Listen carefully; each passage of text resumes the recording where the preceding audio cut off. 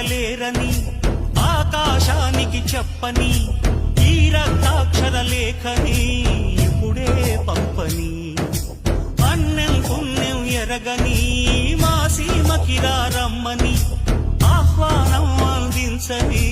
మెరిసే చూపుని తొలగింది ముప్పు అని నీలి మప్పు మనసారా నవ్వని చిరుజల్లు ముంపు మన ముంగిలంత ముత్యాలే చల్లని